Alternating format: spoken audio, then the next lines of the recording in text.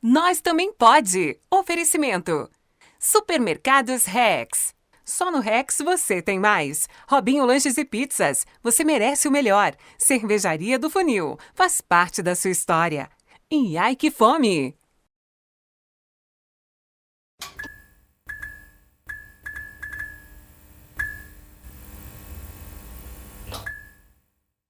Eu lembro que minha mãe, ela ouvia diariamente uma oração da Igreja Aparecida, da Rádio Aparecida. Olha. Então, minha mãe, eram 5 irmãos, homens, minha mãe criou. E nesse momento, Fred Júnior, às 6 horas, a minha mãe era muito brava, no sentido da gente ficar em silêncio para ouvir a oração da Ave Maria. Ali, né? Tradicional, né? Tradicional, e era muito. A rua inteira ouvia. Aham. Eu morava no bairro São José, e a rua inteira ficava em silêncio na rua, todo mundo ouvia o padre da Rádio Aparecida e tal. E eu tinha uns 6 anos por aí, eu falei, gente, eu ficava pensando, como é que uma pessoa com a voz consegue mobilizar, parar tanta gente? A pessoa ficava quietinha, ruas, padarias, açougue, supermercado ali, todo mundo ficava ouvindo o padre, a benção, as pessoas tinha água, botava no copo a água, benzia a água e tal. E eu lembro que eu ficava vendo aqui, meu Deus, com a voz, né? E esse cara faz isso e tal.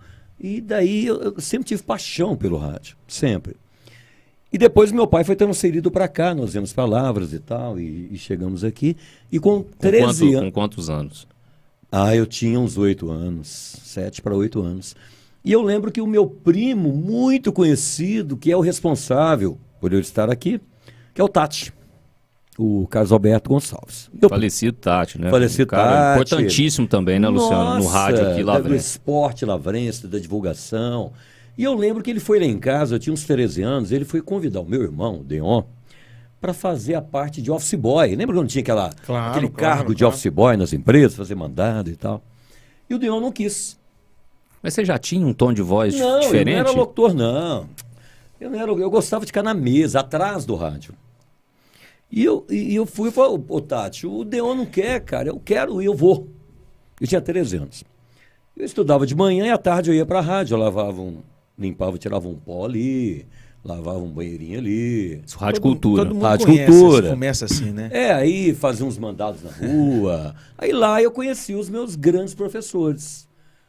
Nilson Alves, Herculano, Itamar Alves, Admilson Ramos, Beneviana, Rodolfo de Souza, o Zé Candonga, o Moretti. Foi lá que eu conheci o programador musical, o Baianinho. O Édio, né? Édio Nascimento Berendia. Foram meus professores. Dário Costa, Éder de Abreu. E foi lá também que eu conheci Hugo de Oliveira chegou a trabalhar Hugo de com ele? Oliveira, trabalhamos muito. Foi lá também que eu conheci o locutor desportivo da Band, o Zé Silvério. Ele vinha muito aqui, tinha acabado de ir para São Paulo, e ele, de vez em quando ele voltava aí. Antônio de Carvalho, que estava Nossa na Band Senhora. já. Então, essa galera, eu passei a viver com eles, a conviver, né, junto a eles. E eu era o office boy, eu fazia mandado de rua, eu buscava pão para o café da tarde, tal. Eu sei que um dia o Rodolfo de Souza falou assim, meu filho, olha o seguinte, olha, você vai ficar aqui perto dessa mesa, e aqui tinha um gravador Akai antigo, eu vou lá pro estúdio, tá bom? A cabine ali, quando eu fizer assim, você liga o gravador para gravar a gente aqui falando. Ele, tá bom, tudo bem. E deu certo. Aí todo dia o Rodolfo de Souza me chamava. Pô, fica aí para mim. E acabou que um belo dia eu já nem era mais office boy. Eu ficava ali no estúdio. Então eu tinha um ouvido bom Já para foi promovido equalização e cuidava de áudio. Sabe, ô Júnior, uma coisa que sempre eu tive comigo é o gostar de aprender algo mais. Então se eu estava no estúdio de gravação, eu queria ir para o estúdio principal, aprendi a mesa. Não, eu queria montar cartucho, que a gente usava cartucheira. Não, eu quero aprender a gravar aqui, eu quero mexer nesses botões todos, eu quero aprender. E o Rodolfo foi muito responsável por isso, claro. O Tati, que abriu essa porta interessante. E o Rodolfo me ensinou isso. Rodolfo tudo. mais velho que você, Luciano? É bem mais velho. Entregando o Rodolfo. Entreguei o Rodolfo. Embora não pareça, é mais velho. Não, o Rodolfo. Interessante, rapaz, que o Rodolfo, ele era meu vizinho. Sim, no Jardim São Paulo. Jardim São Paulo, você morava lá também, né? Pois é, e eu já via as figuras ali. Jardim São Paulo tem muita história.